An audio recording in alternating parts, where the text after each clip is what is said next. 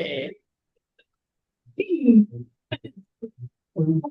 Então, gente, nós estamos estudando aqui a passagem do Getsemane, né?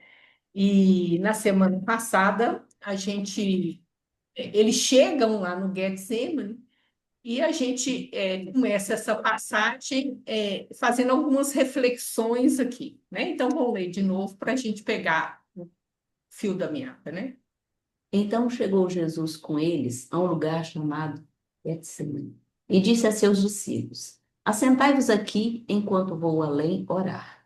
E levando consigo Pedro e os dois filhos de Zebedeu, começou a entristecer-se e a angustiar-se muito. Então lhes disse: Minha alma está cheia de tristeza até a morte. Ficai aqui e velai comigo. Indo um pouco mais para diante, prostou-se sobre o seu rosto, orando e dizendo: Meu pai, se é possível, passe de mim este cálice. Todavia, não seja como eu quero, mas como tu queres. E voltando para os seus discípulos, achou-os adormecidos. E disse a Pedro: Então, nem uma hora pudestes velar comigo? Então, gente, a começar aí, a gente viu que ele chegou com os 11, porque Judas já havia se afastado, e ele escolhe três para ter uma experiência mais próxima, né? Que foi Pedro, Tiago e João. E a gente vai ver que ele vai cobrar mais do Pedro. Por quê? Está sendo É, mas ele estava preparando ele para ser o chefe. Então, a exigência não. Você vê que os três estão dormindo, mas ele pergunta para Pedro, né? Então, porque exatamente ele vai pôr responsabilidade na Pedro. Ele está trabalhando, Pedro. Mas, é. Então, a gente vê aqui, costuma a gente às vezes ficar muito confuso quando fala que ele se entristeceu, angustiou, que tem uma tristeza quase até a morte, né? Mas aí a gente viu que o Jesus, ele é encarnado, ele tem instinto, ele tem emoção, só que ele tem um controle completo sobre as duas coisas, e quando ele responde com sentimento, e com o sentimento mais elevado que existe, que é o amor. E nós não. A gente não tem o controle do instinto, não tem o controle da emoção, né? O paixão, como Kardec chama, e eu respondo com a paixão. E geralmente a mais primitiva que existe, que é a raiva e o medo. É as duas que eu geralmente já vai no automático, né? E aí a gente vê Jesus numa resposta toda. Aí vamos ao problema da prece de Jesus. Alguém tem alguma questão para colocar sobre a prece de Jesus, gente? Qual que é as questões? Pode falar, Mari. No silêncio. O que que acontece, gente? O que que é a questão? Olha bem, Jesus, primeiro, quem fez as profecias sobre a morte de Jesus? O próprio Cristo. Ele tinha que passar pela cruz? Não, mas era uma possibilidade grande. Mas ele apostou em nós para não ter, mas teve que ter. Quando ele começa a falar da morte dele, ele já sabe que ela vai acontecer. São quatro predições que ele faz. Ele começa a avisar que ele vai morrer crucificado, avisar que ele vai ressurreição. São quatro. Então ele sabia que ia acontecer. Uma hora atrás, ele estava numa ceia e ele falou do cálice do sacrifício que era selava uma aliança. E agora ele ora e fala: afasta de mim esse cálice. Entendeu? Como é que as coisas ficam. Entendeu, gente? Como entender o que está acontecendo aqui, né? Então, essa que é a grande questão nossa. Como entender isso, esse psicológico que está acontecendo aí? Ele já sabia que era irreversível. Ele já sabia, né? Então, vamos tentar entender isso. Ele tinha a condição divina e não considerou ser igual a Deus como algo a que se apegar ciosamente, mas esvaziou-se a si mesmo, assumiu a condição de servo, tomando a semelhança humana, e achado em figura de homem, humilhou-se e foi obediente até a morte e morte de cruz. Isso é importantíssimo na paixão do Cristo a gente entender, tá, gente? O Cristo, ele abriu mão de todas as prerrogativas divinas que ele estava, todas. Durante o evangelho inteiro, em nenhum momento ele usa o poder que ele tem em favor de si mesmo. Nenhum, nenhum. Pode prestar atenção. Toda vez que ele usou o poder divino que ele estava, foi por alguém. Então, quando ele entra aqui, por isso que ele fala, olha, ele não se apegou a esse poder divino. Ele se esvazia, se faz homem, e mais ainda quando ele entra na paixão. Então, ele mostra o lado completamente humano dele na paixão. E porque ele abre mão de usar os poderes dele. Então, a gente vê ele mais humano ainda, para não se defender. Ele não usa os poderes dele para se defender. E é isso que faz. Ele abre mão do divino. É a mão de usar o poder. O poder dele. Dele, o benefício dele. Em favor dele. Né? Porque a gente vai ver que ele vai usar para defender Pedro, porque Pedro arranca lá a orelha do. Nós vamos chegar nessa parte, e ele cola a orelha. Então, ele usou o poder, mas não usou em favor dele. E isso é que diferencia. E aí Judas escorregou. Porque o que Judas esperava que ele agisse como um ser humano, como nós, que usaria o poder para se defender. E ele não usou. Tá? Então, é essa a questão. Então, ali a gente está vendo Jesus na condição humana e ele age de acordo com essa condição humana. Embora ele já tivesse a presença, ele está mostrando para nós uma coisa muito grave, gente, que aconteceu na igreja e até hoje a gente vê, que é o seguinte: a gente é interesseiro. Vocês já chegaram a essa conclusão, mas a gente é interesseiro.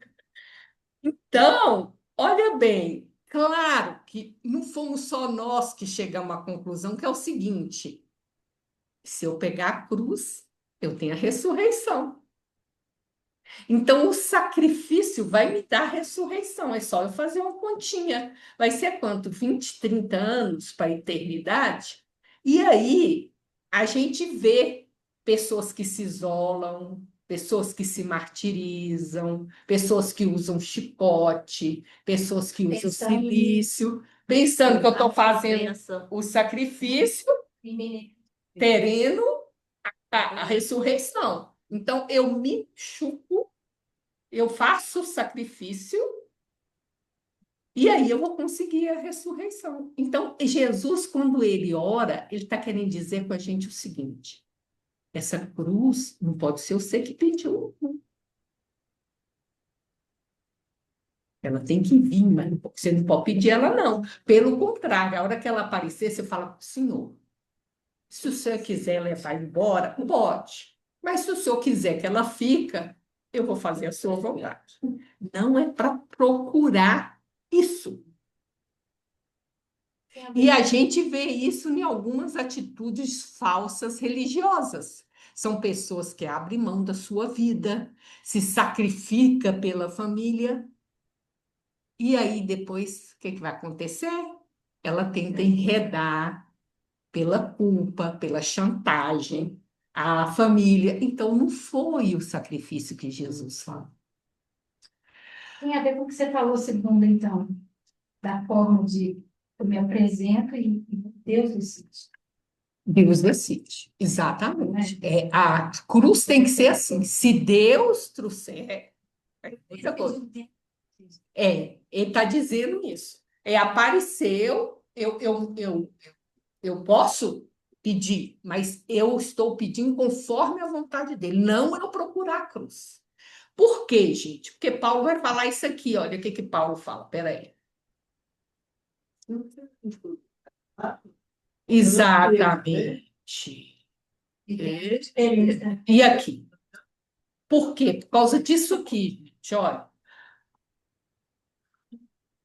E ainda que distribuísse toda a minha fortuna para sustento dos pobres, e ainda que entregasse meu corpo para ser queimado, e não tivesse amor, nada disso me aproveitaria.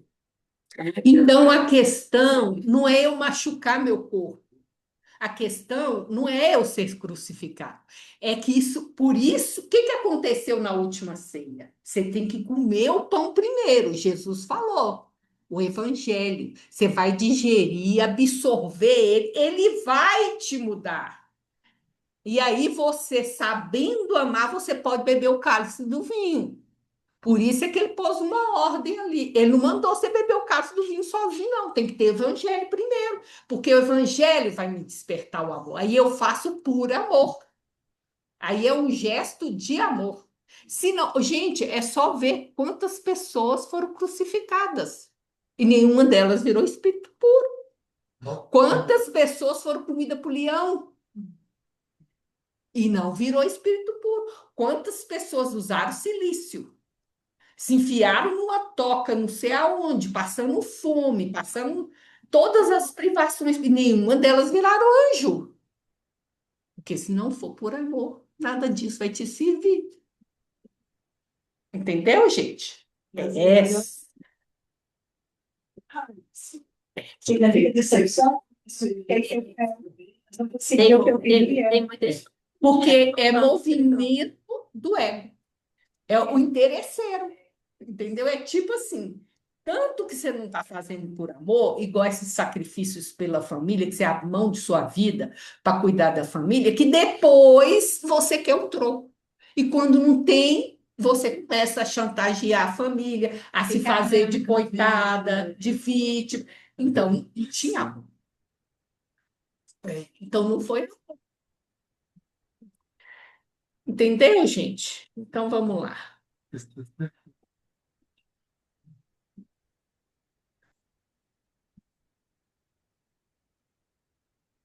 No livro Em Busca da Verdade, no capítulo 4, e porque eram incontáveis esses necessitados, ele entregou tudo quanto possuía e repentinamente viu que se abatera sobre o país a fome de amor e de misericórdia, de compaixão e de solidariedade, resolvendo-se por entregar-se intocto a partir do momentoso sermão da montanha. Exatamente. Lembrando que o evangelho não é cronológico.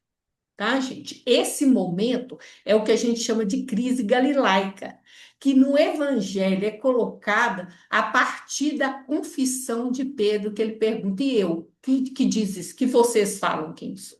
Aí, e aí o Pedro fala, tu és o Cristo, Filho de Deus vivo. É a hora que ele prediz a primeira morte dele. Então, se sabe que a partir dali ele sabia que ele ia ser crucificado. E a Joana fala que, na verdade, isso aconteceu após o Sermão da Montanha. Só que não está no Evangelho a ordem cronológica, que a ordem é didática, tá? Tanto que tem 3 Páscoas e no Evangelho de Mateus só tem uma. No Evangelho de Marcos só tem uma. No Evangelho de Lucas só tem uma. E foram 3 Páscoas.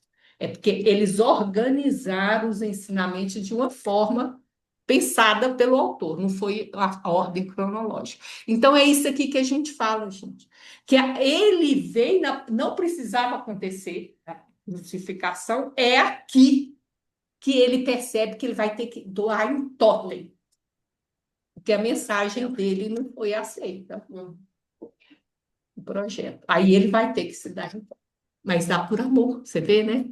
Ele sente que as pessoas rejeitaram porque elas têm fome de mais amor. Então ele tem que dar mais.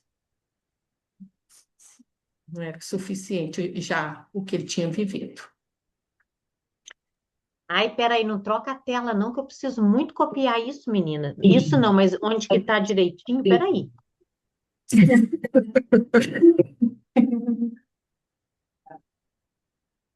Então, gente, aí a gente vai comparar, então, as duas passagens. Eu trouxe aqui para nós, Mateus e Lucas, tá? Vamos ver, então.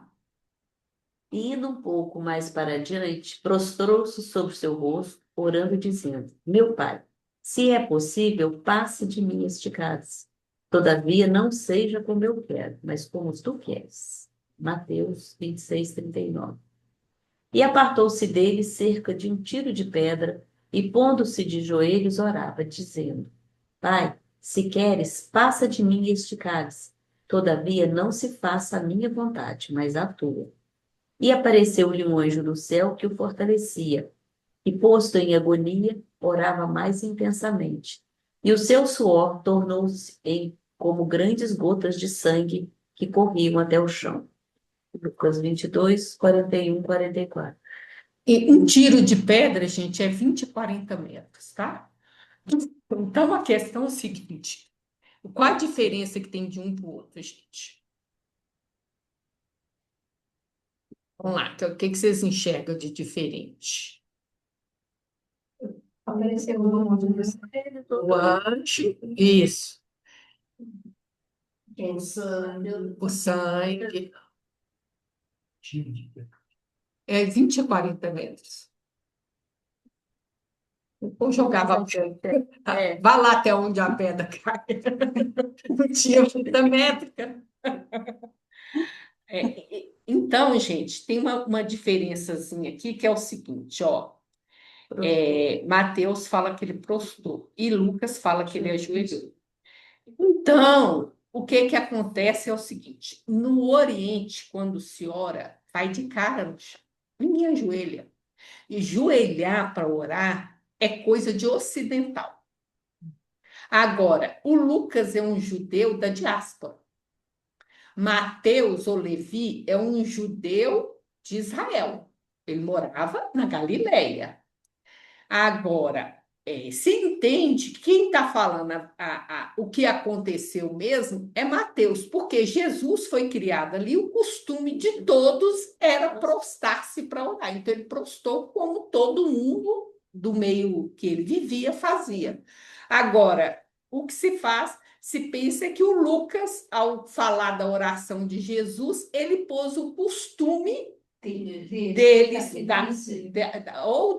já das, porque quando ele escreve o Evangelho, já existem as comunidades fundadas por Paulo, né? Paulo já é missionário, então o costume de orar, então é tipo uma mistura de ele traz um costume do presente e põe no passado, tá? Mas na verdade tudo indica que Jesus prostrou mesmo, tá? Isso não invalida o que ele escreveu, mas isso às vezes a gente faz na hora que a gente faz relato e não percebe.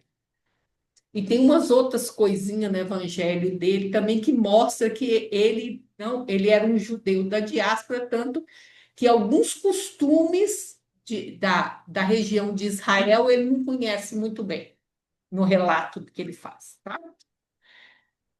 E agora o outro é o seguinte, olha bem, quando ele ora aqui, ele chama ele de meu pai, né? Marcos vai falar, Abba, se é possível, olha bem que interessante, porque a gente fala assim, pai, a gente quando traduz fala assim, pai, afasta de mim esse cálice, se não for minha, mas não seja como eu quero, mas que tu quer. Mas não é assim que Jesus fala, não. Ele não fala, eu quero que você afaste o cálice de mim. Ele fala, pai, meu pai, se é possível, passe de mim esse cálice. Olha a diferença.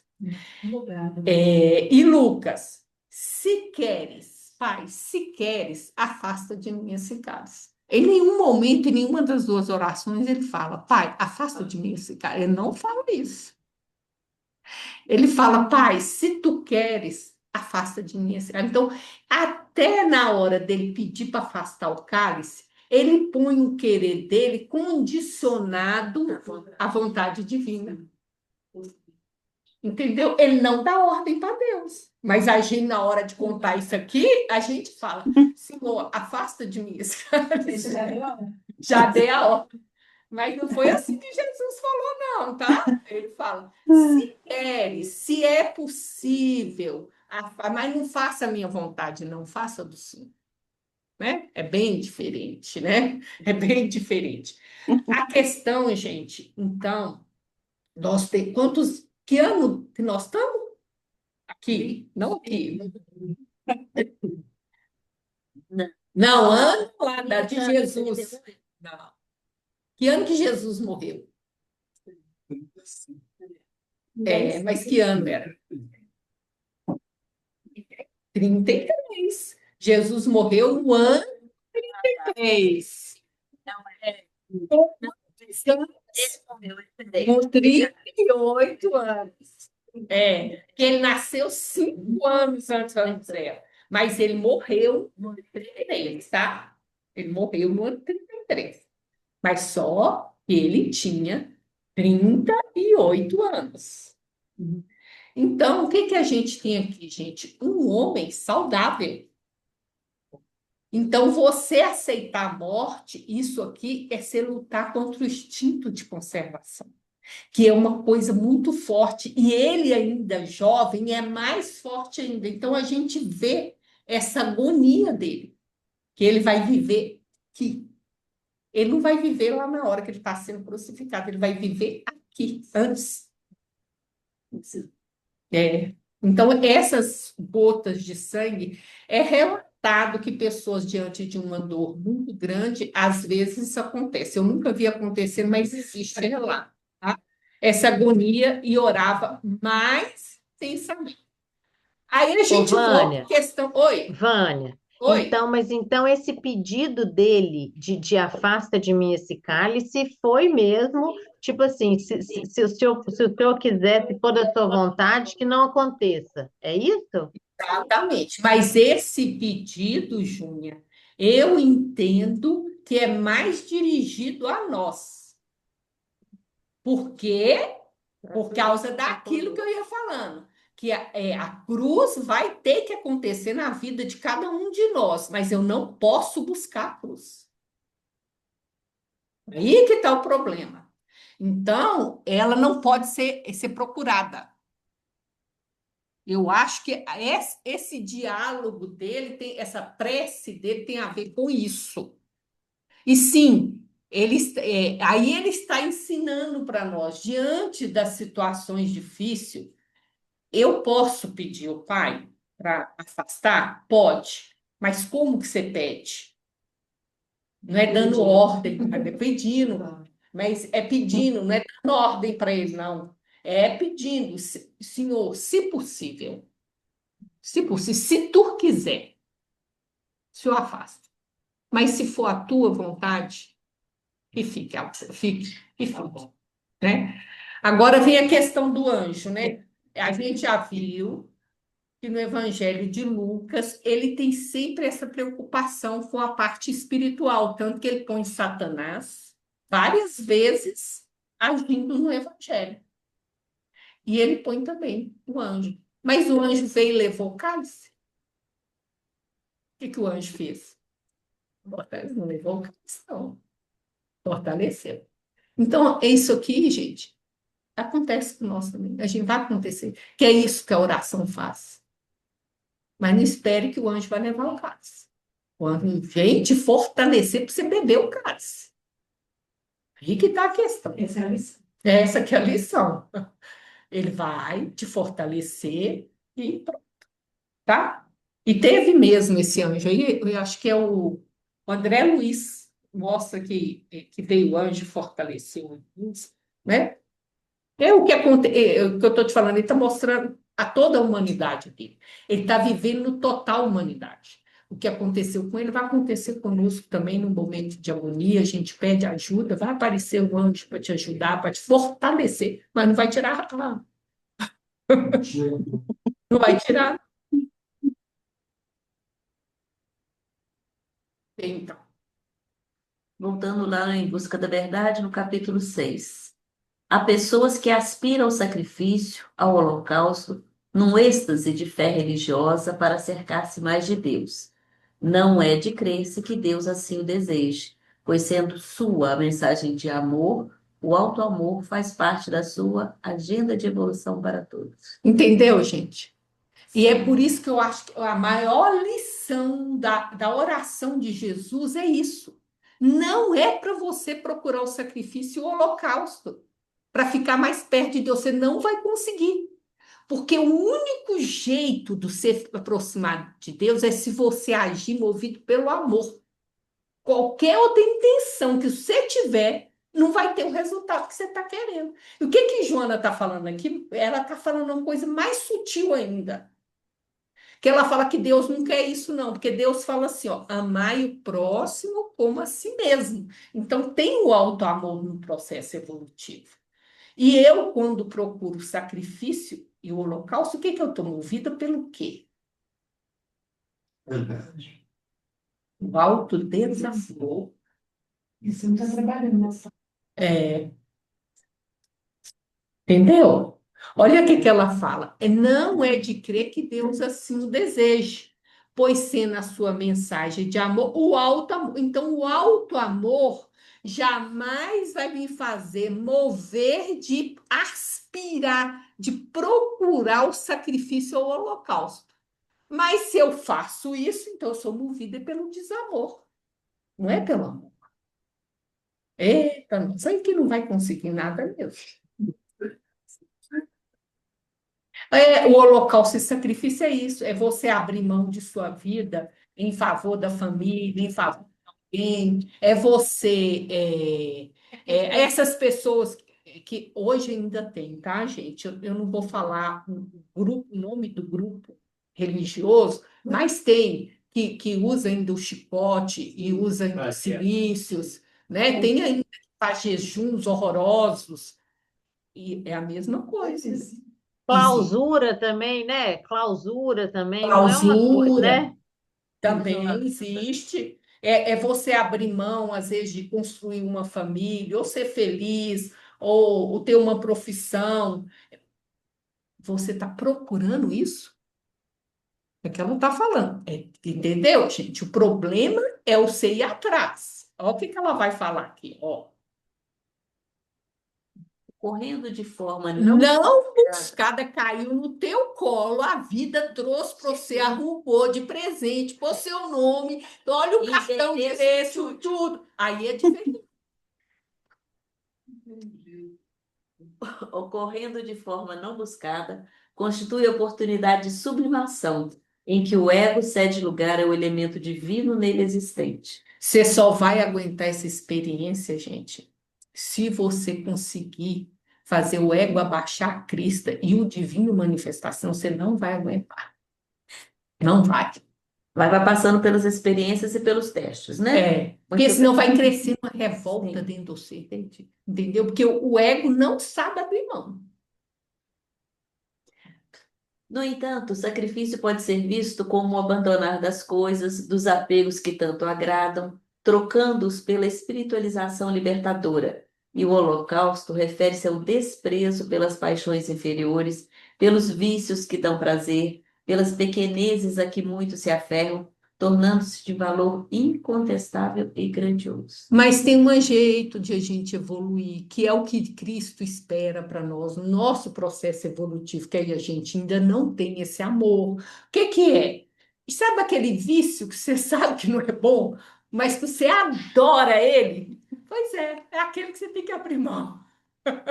Todo mundo tem uma fofoquinha, é um Instagramzinho que a gente vai lá para umas maldades, entendeu? É essas coisinhas que Deus quer que você faça, não é? É aquele comentáriozinho alfinetado que você faz na vida do outro, não é? O ciúmezinho, é a maldadezinha que escorre assim do lado, não é? É isso que ela está falando. É esse o sacrifício que você tem que fazer. Ou os apegos, né? É o que a gente não quer fazer. Mas É coisa tão pequena, por que que eu vou fazer isso, né? que é, Lourdes? Tô falando que é coisa tão pequena, para que que eu vou fazer isso? Nada, vou deixar. Todo mundo faz, eu também vou fazer, né? É porque a gente gosta, gente. Isso é porque a É, gente gosta. Tem um gostinho gosto, bom, não é?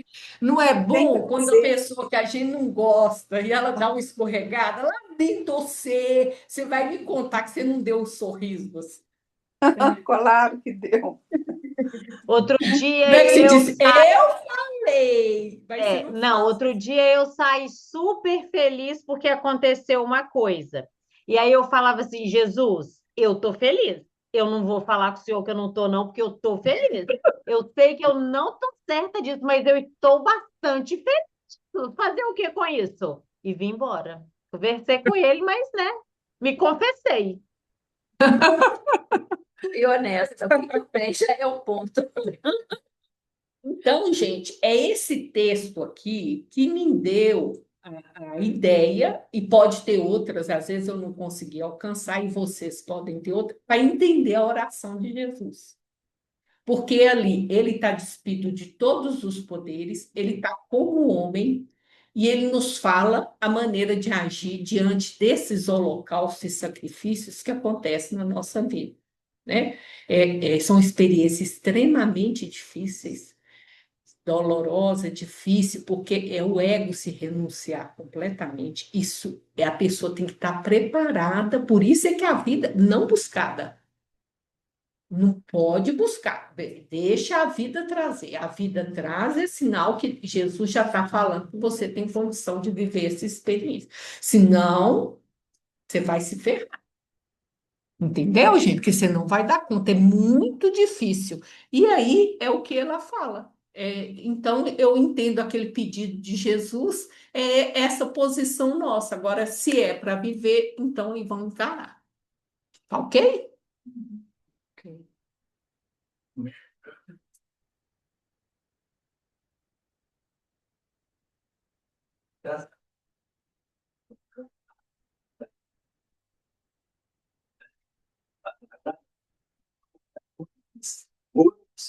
Sabedoria está perdendo. Aí tudo bem. O que aconteceu? Saindo de casa, a inquilina ali, compra para mim ficar aí, não sei o quê. Deixei, saí correndo para a padaria comprar. Fui, comprei, então, não foi bom, vou primeiro. Mas, isso aí tem corrente, peguei o tempo mais rápido possível. É isso. Nossa, isso aí. Isso não pode, pô. Palavras de vida eterna, o capítulo 151, rogar. Não se faça a minha vontade, mas a tua. É comum alteração de votos que formulamos, de planos que fazemos. Vários propósitos que se nos erigiam na alma por anseios aflitivos do sentimento caem, após realizados, nos domínios do trivial, dando lugar a novos anseios. O que Emmanuel está falando? Você planeja, você projeta, você anseia e divulga tudo. Tu é que nem folha ao vento. Que vontade, conforme a... Que vontade que você tem. Primeiro, que sua vontade é para lá, para cá, para lá, para cá, na hora que é uma Porque coisa. é conveniente. Você quer, depois você consegue, não é tão bom quanto que eu queria. Petições que endereçamos à vida maior, em muitas ocasiões, quando atendidas, já nos encontram modificados por súplicas diferentes. O que ontem era importante para nós costuma descer para linhas da vulgaridade, e o que desprezávamos antigamente, não poucas vezes, passa a condição de essencial. Forçoso desse modo rogar com prudência as concessões da vida. Então, gente, primeiro que ele está falando, sua vontade cada hora está num canto. Você... Cada hora. Pois é. E depois você já. Quando vier, pois é. E você... Quando chega, tu já mudou de ideia. E aquilo que você quer é aquilo que agora você quer. Olha bem. Namorado e marido, então, é um perigo isso. Não rogo para ninguém. Já roguei, arrependi horrores. Vem só pior coisa. Eu nunca mais eu rogo. Não foi para mim, viu, gente? Eu roguei para outra pessoa, nunca mais. Ai, ai. Experiência. Não, para mim não, para o outro foi muito ruim. Poderes superiores velam por nossas necessidades, facultando-nos aquilo que nos é efetivamente proveitoso. Em circunstâncias diversas, Acontecimentos que nos parecem males são bens que não chegamos a entender de pronto, e basta analisar as ocorrências da vida para percebermos que muitas daquelas que se nos afiguram bens resultam em males que nos dilapidam a consciência e golpeiam o coração. Então, ele está falando que o poder superior dá o quê para a gente? Não, não, é o que você não é o que você merece. Não. Você precisa. Normalmente você recebe muito mais do que você merece. É que Deus dá para nós o que nós precisamos, não é o que a gente merece, gente. A gente não merece nada. Tudo bem. É o que a gente necessita, né? Então, ele está falando, ou seja, aquilo que vai ser proveitoso. E aí ele vai falar, ó, tem acontecimentos, não é assim, gente, males que são bens, né? Que a gente só vai entender depois, né? Que são bons e depois aí. Aí é o caso que eu falei, pedi para o outro casar, parecia tão bom, né? Mas aí depois aí Veio a pedi. verdade, realidade. É. Aí, ó, que dilapida a consciência e golpeia o coração. Então, a gente tem que tomar cuidado com o que a gente pede, né? E também com as apá. Porque, gente, olha o que é um trem interessante, que a gente às vezes tem que prestar atenção. Tudo nosso tem a ver com a atitude do ego. Então, que é a consciência que a gente tem, essa consciência menor. O que o ego quer?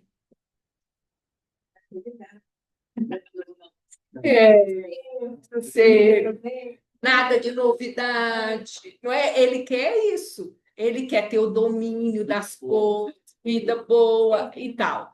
Então, e a situação que ele tá boa? Não, não tá, gente. Porque a gente é pessoas cheias de conflitos.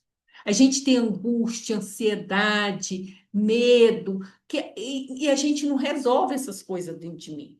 Então, a vida às vezes tem que nos sacudir para nos confrontar com essas dores internas que a gente se nega a olhar. Então, às vezes o ego reage muito ruim a uma situação porque tira ele da comodidade ou do controle, que ele adora ter um controle. E tem coisa que você não controla. A vida é a vida. Uma hora muda tudo e você não tem controle. Então, às vezes o que a gente acha que é ruim, ó, parece males, são bem. Às vezes é a reação do ego àquela situação. Tem. Às vezes é a trabalho, a vida pessoal. Às vezes tem situações que você fica de quatro, depois você levanta muito mais forte, não é? Te sacode, te tira daquele emprego, daquele relacionamento. Depois você entende que o quanto que aquilo foi bom para você, né? É isso. E às vezes é isso, você está infeliz num lugar, mas está lá, não é bom mexer.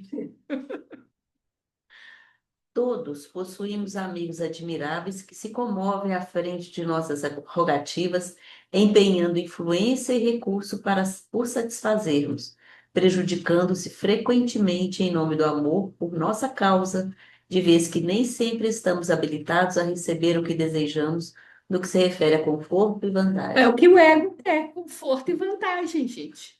Agora que A gente devolve terceiros. pois é, olha bem, esse negócio da tal da oração intercessória. Pois é.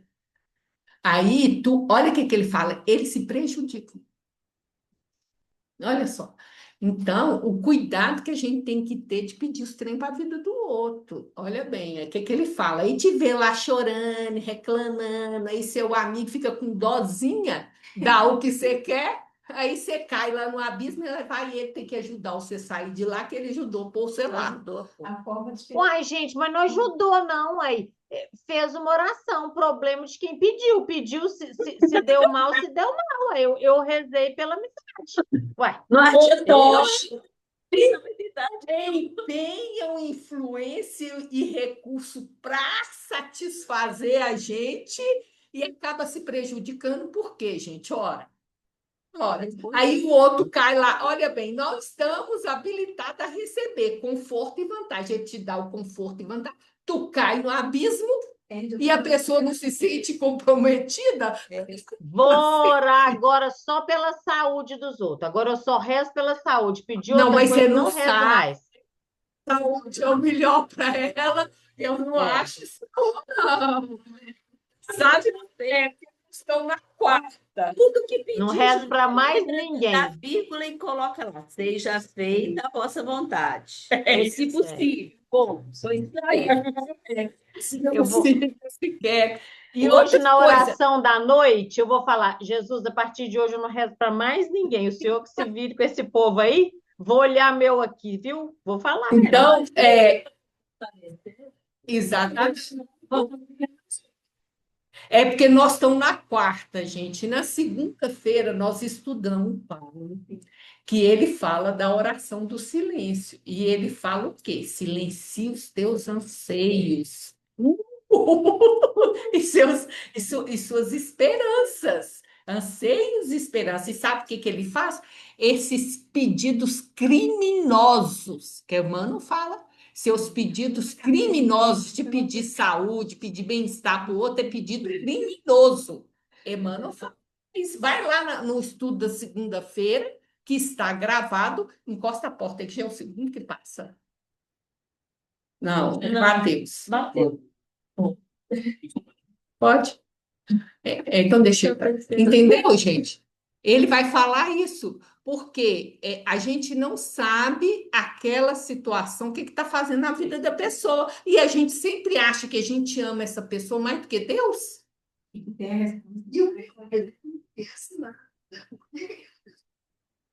Exatamente. Então, vocês vão lá, que as mensagens que eu estou citando aqui, tá tudo, não é palavra minha, não, é de Emmanuel. Aprendamos assim a trabalhar, esperado pelos desígnios da justiça divina sobre os nossos impulsos. Importante lembrar que o próprio Cristo, na fidelidade a Deus, foi constrangido também a dizer: Pai, não se faça a minha vontade, faça a tua.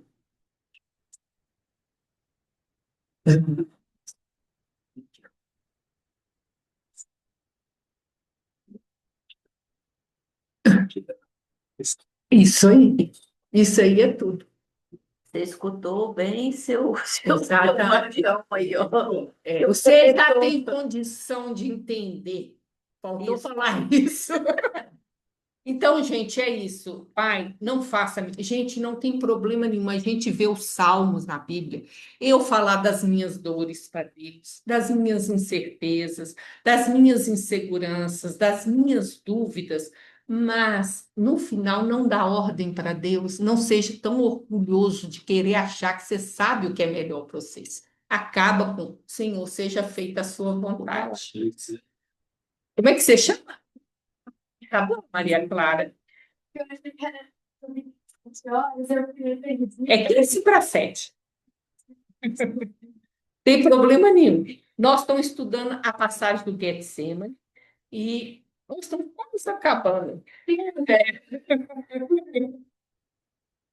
E voltando para os seus discípulos, achou-os adormecidos e disse a Pedro: Então, nem uma hora pudestes velar comigo?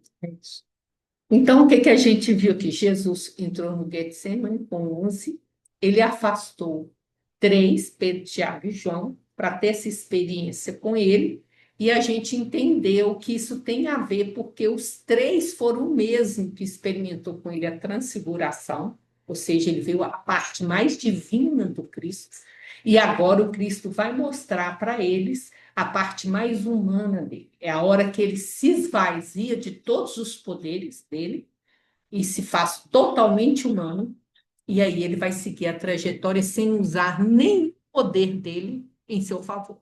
Ele não usa os poderes dele em favor dele. Nunca, em nenhuma parte do Evangelho.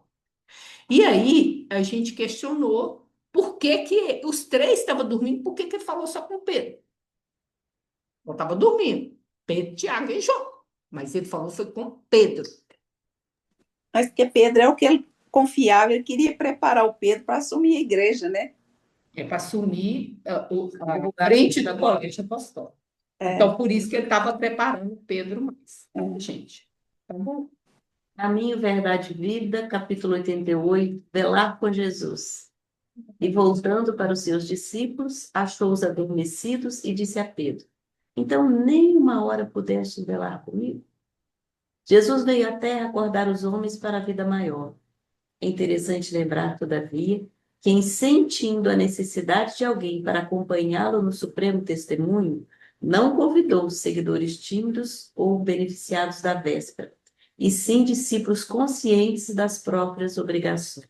Então, gente, esse negócio da gente acordar, isso também é um conceito que tem que, na medida que eu vivo somente sobre o olhar do ego, ou seja, dessa consciência menor minha que eu formo a cada vida, então eu estou adormecido, porque eu tenho uma consciência maior que é a consciência espiritual, tá?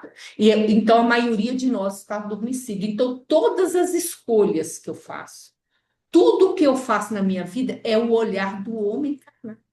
Eu não penso como o espírito eterno que eu sou, então eu estou adormecido. Essa consciência é o que a gente tem que despertar. E Jesus veio, e todos os ensinamentos dele para dirigido ao espírito, para despertar a consciência maior que a gente tem, que é o que Joana chama de self. Tá? E para isso ele fala de ser consciente das próprias responsabilidades. Exatamente, de próprias responsabilidades. Então, na hora que foi para fazer o testemunho, ele chama os que estão mais conscientes, que é os discípulos, né? Ele vai chamar um que está começando, né? Entretanto, esses mesmos dormiram, intensificando a solidão do divino enviado. É indispensável rememoremos o texto evangélico para considerar que o Mestre continua em esforço incessante e prossegue convocando cooperadores devotados à colaboração necessária. Claro que não confia tarefas de importância fundamental a espíritos inexperientes ou ignorantes, mas é imperioso reconhecer o reduzido número daqueles que não adormecem no mundo, enquanto Jesus aguarda resultados da incumbência que lhes foi cometida. Exatamente. É o problema do dormir que nós estamos falando, tá? Aqui é simbólico esse dormir, né? Dando o mandato de que são portadores, inquietam-se pela execução dos próprios desejos, a observarem em grande conta os dias rápidos que o corpo físico lhes oferece. Me vira Esquece, esse tampa ela.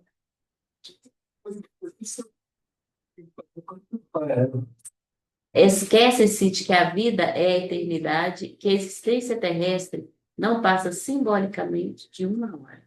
É isso, gente. É isso aqui que Jesus está falando. Nós temos duas consciências. Então, eu tenho essa consciência que eu formo ao encarnar, né? Que é essa consciência que pensa nos seus próprios desejos, acha que a vida vai acabar aos 80, 60 anos, tudo que eu faço visa esse negócio, né? Esquece que a vida, na verdade, é a eternidade. O olhar muda completamente. Quando eu consigo, não é um saber intelectual, é o me perceber como um espírito eterno momentaneamente na carne. É essa consciência que tem que ser despertada, né? Então, aí a existência é uma hora.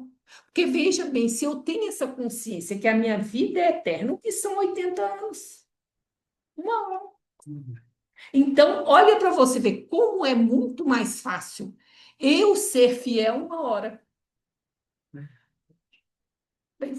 Então, se eu tenho a noção só de que a minha vida vai acabar, mesmo eu sabendo intelectualmente que a vida vai continuar após a morte, mas se eu raciocino somente com esse ego, somente com as coisas materiais, o que que acontece? Tem muito peso os 80 anos de vida.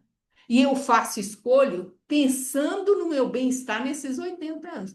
Mas se eu já consigo me perceber como um espírito eterno, o sacrifício não é muito. Eu consigo muito melhor relativizar as concessões que eu tenho que fazer, porque é uma hora só. É só uma hora que eu tenho que ser fiel. Uma hora só. Entendeu, gente? Eu tenho uma experiência muito grande disso, sabe?